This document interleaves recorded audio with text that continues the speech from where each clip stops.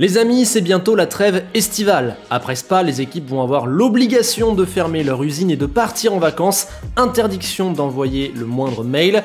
Mais pour autant, je pense que la Formule 1 ne va pas se mettre en pause. J'en veux pour preuve les 3 sujets que je vais vous présenter aujourd'hui et qui, je pense, vont mettre le feu aux poudres d'ici à la reprise. Mais avant ça, un mot pour le sponsor de cette vidéo, Headout, mon partenaire, chez qui vous pouvez prendre encore vos places pour le Grand Prix de Belgique. Il en reste, ce n'est pas trop tard. D'ailleurs, grâce à eux, j'ai pu faire gagner 2 passes 3 jours à un abonné sur Twitter. Et je crois que pas mal d'entre vous ont aussi acheté vos places sur le site depuis maintenant quelques mois que l'on travaille ensemble. N'hésitez pas à dire en commentaire si vous l'avez fait et si ça vous a plu. En tout cas, Headout, c'est simple, vous avez des places, des prix moins chers et aussi un code promo LPS30. Donc je pense que si vous avez envie d'aller sur un Grand Prix, c'est la bonne adresse, donc foncez. Premier sujet, il est déjà brûlant, ça fait un moment qu'on en parle, mais ça a bougé puisque récemment, la FIA aurait accepté l'entrée de 2 nouvelles équipes. On sait que la Formule 1 a officiellement ouvert les candidatures, elle souhaite l'apport de visages neufs. Les projets intéressés devaient s'acquitter de 320 000 € de frais et de redevances en tout genre, et puis surtout présenter des arguments solides. On ne rentre pas en Formule 1 si on n'apporte pas une plus-value. Et du coup, 2 équipes seraient en passe d'être validées, d'avoir passé toutes les étapes. On retrouverait évidemment Andretti Cadillac, le projet lancé par Michael Andretti, qui fait des pieds et des mains pour obtenir son ticket en F1 depuis un bon moment. Honnêtement, il coche absolument toutes les cases. Ce serait une folie pure de le refuser alors que tu cherches des candidats. L'autre équipe serait Hi-Tech Grand Prix, une équipe qui court dans les catégories juniors depuis 2003 et qui est actuellement en F2 et en F3. On a notamment Isaac Hadjar, Yuri Vips, George Russell ou encore Alex Palou qui sont passés au volant d'une Hi-Tech dans les catégories juniors. L'équipe est gérée par Oliver Hawks, champion du monde de karting en 2005 et ex-pilote membre de la filière jaune de Red Bull. Il a également le soutien très important d'un milliardaire kazakh, Vladimir Kim, qui détient 25% de la structure. L'entrée se ferait potentiellement en 2025 ou en 2026, pas trop d'infos là-dessus, et apparemment ce seraient les 2 seuls validés. D'autres projets comme Formula Igual, proposé par Greg Pollock, LKY Suns, une proposition asiatique née des cendres de Pantera Team Asia, et Rodin Carlin, une autre équipe junior portée par un milliardaire néerlandais David Dicker, cela aurait été refusé. Pour l'instant, pas de confirmation, mais je pense que ça devrait venir dans l'été, ce qui crée beaucoup d'excitation chez les fans, moi le premier, mais beaucoup moins du côté des équipes, parce que quelqu'un en plus, ça veut dire qu'on partage le gâteau en plus de parts, et ça veut aussi dire que l'adversité, elle augmente. Les équipes actuelles perdraient une partie de leurs revenus, mais aussi de leur pouvoir et de leur image, surtout les grosses. C'est pour ça que Toto, Horner ou Binotto en son temps sont tous vent debout contre cette idée et réclament surtout des garanties pour leurs petits besoins. Vous allez me dire, on s'en fiche de l'avis des équipes, ce qui compte c'est ce que veut la FIA. Oui, sauf que les équipes aujourd'hui c'est elles qui font générer de l'argent à la FOM, donc quelque part c'est elles qui ont le pouvoir. D'où les propos acerbes de Domenicali concernant Andretti, il prêche pour sa paroisse et défend ses acquis et ceux des équipes, contrairement à Ben Sulayem qui lui tente de défendre le sport. On peut donc imaginer que cette nouvelle ne serait pas très bien accueillie et provoquerait de nombreuses négociations. Actuellement, toute nouvelle équipe doit payer 200 millions répartis entre les équipes déjà présentes. C'est pensé pour compenser l'arrivée d'un nouveau compétiteur, le petit préjudice fait aux équipes qui sont déjà là. Je pense qu'un des leviers de la négociation, ça peut être d'augmenter cette barrière financière à l'entrée. On a entendu parler d'1 milliard, etc. C'est le genre de choses, je pense, qu'on va entendre également durant l'été. Ou bien sinon, il va falloir apporter des garanties plutôt sportives et du plan de l'image aux grosses équipes qui ne veulent pas perdre leur position dominante. On est exactement dans ce qui pour moi va animer l'été en Formule 1, des jeux de pouvoir pour tenter de conserver les petits acquis sportifs et financiers des uns et des autres. La F1 c'est beaucoup de politique, mais du point de vue fan, 2 équipes en plus, perso je trouve ça top et je veux bien vos avis. Andretti Hi-Tech F1, c'est sympa. Juste avant le Grand Prix de Hongrie, une rumeur a parcouru le paddock. Des équipes, 2, peut-être 3, auraient enfreint le budget capé pour la saison 2022, une infraction grave et déterminante pour la suite de la saison. Évidemment, on ne sait pas qui, ce ne sont que des rumeurs. Aston Martin et Alpine font partie des équipes qui reviennent le plus. On entend aussi du Mercedes ou du Red Bull, notamment car elles n'auraient pas compté le salaire d'Helmut Marko. Tout ça, c'est de la spéculation. La seule vérité, c'est qu'on ne sait rien, car la FIA rendra ses résultats seulement bien plus tard dans la saison. Pour l'instant, seuls des audits ont eu lieu et on sait que l'instance a aussi temporisé dans un communiqué qui a qualifié ces rumeurs d'infondées et qui a précisé que les enquêtes suivent leur cours. Il faudra encore quelques semaines, puis une période de finalisation. Vous l'avez compris, pas de calendrier clair et impossible de donner le nom d'une équipe puisque les résultats ne sont pas encore là et on voit bien que la FIA veut garder la main, notamment médiatiquement, sur ce sujet.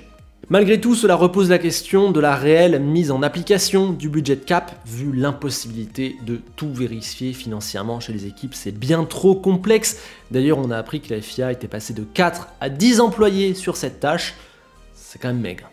Alors que c'est un sujet crucial, car pour les équipes, il s'agit tout bonnement de leur avenir, et pour la FIA, il s'agit de sa crédibilité et de celle du budget cap. On est donc au summum du politique et on peut s'attendre à des mois de tractation qui ne vont pas forcément nous faire beaucoup de bien.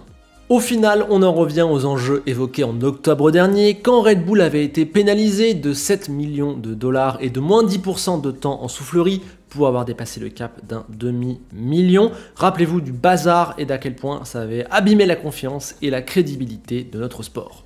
Vu qu'on ne mesure pas bien l'impact sportif de ce dépassement financier, on a du mal à imaginer quelle est la sanction idéale et, à mon sens, c'est ça le plus grave, on a du mal à se figurer de la véracité du championnat. Est-il faussé? Si oui, à quel point? Qu'a rapporté à Red Bull ce dépassement, volontaire ou non? On ne le saura jamais. En trame de fond, il y a cette idée qu'il faudrait peut-être mieux dépasser largement une année, prendre la pénalité et rattraper donc sportivement quand même, ce qui serait la mort du budget cap. Et puis avec le précédent Red Bull, on peut presque maintenant budgéter le dépassement, puisqu'on sait que 1 euro de dépassement égale tant d'euros de pénalité. Les gros peuvent donc calculer combien ils sont prêts à mettre. Vous voyez, là j'ai à peine commencé, la menace de cet été, c'est que tous ces horribles débats reviennent et qu'on en ait marre. C'est en ça pour moi que les prochains mois sont vraiment cruciaux. Faut espérer déjà que personne n'est dépassé et ensuite que la FIA soit suffisamment forte pour imposer sa mesure. Les équipes doivent aussi se réunir pour discuter du CAPEX, le Capital Expenditure, c'est-à-dire le budget qu'elles peuvent allouer à leurs investissements en infrastructure. Actuellement, il est limité à 36 millions de dollars sur 4 ans, mais le souci c'est que du coup, les petits ne peuvent jamais rattraper les gros en termes d'infrastructure et ça commence à faire du bruit dans le paddock. Des réunions sont prévues là-dessus. Ça aussi, ça peut être très sympathique à gérer. Alors, cette dernière nouvelle, j'avoue que je ne l'avais absolument pas vue venir, mais elle est tombée le week-end dernier en plein Grand Prix de Hongrie. Les équipes vont normalement se réunir, peut-être même dès ce week-end à Spa, pour discuter d'un éventuel rééquilibrage des performances de leur moteur. Tout ça parce que le moteur Renault est, je cite, significativement derrière. Ce ne sont pas mes mots, ce sont ceux d'Otmar Szafnauer, quand même. Vous le savez, en Formule 1, les moteurs sont gelés depuis l'an dernier. Ça veut dire qu'on ne peut pas améliorer la performance, on n'y touche plus, sauf qu'on peut améliorer leur fiabilité, et ce faisant, on trouve des petits gains de performance. Or, le moteur Renault n'était pas du tout fiable au début. Il y a eu énormément d'abandons l'an dernier, et c'était une stratégie assumée. Performance d'abord, fiabilité ensuite.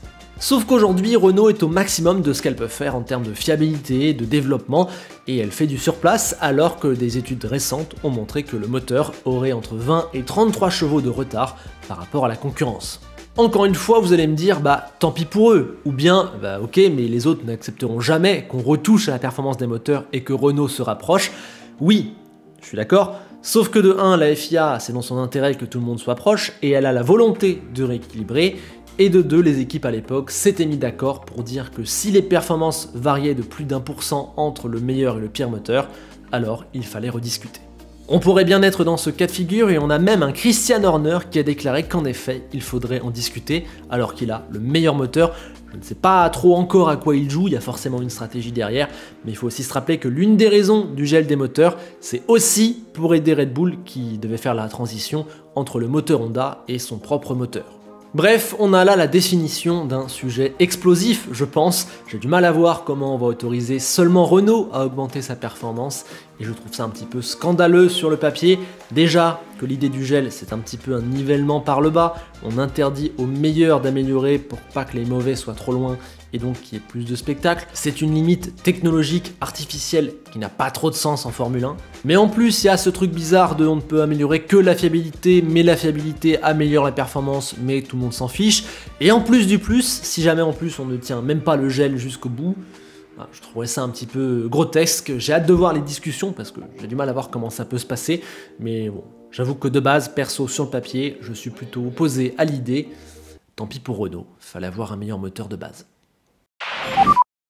Bref, vous voyez qu'on a du pain sur la planche cet été, vu qu'on a des sujets à traiter qui sont aussi importants que le budget cap, de nouvelles équipes et la performance des moteurs. On a de quoi discuter à la plage. Il y a plein de raisons que la FIA et les équipes se tapent dessus, et évidemment on va suivre tous ces sujets de très près durant l'été. Je ne faisais que les amener pour voir un petit peu ensuite comment ils vont se développer, et encore on n'a pas évoqué la fin du mercato, qui peut être très folle selon ce qui se passe. On n'a pas évoqué non plus le début des discussions sur les changements pour les saisons 2026 et au-delà. Ça aussi c'est un sacré sujet qu'on abordera en temps et en heure. Sur ce, je vous laisse, je vous remercie de votre écoute, je vous donne rendez-vous en commentaire pour avoir vos avis, qu'on en discute tous ensemble. Likez et abonnez-vous si la chaîne vous plaît.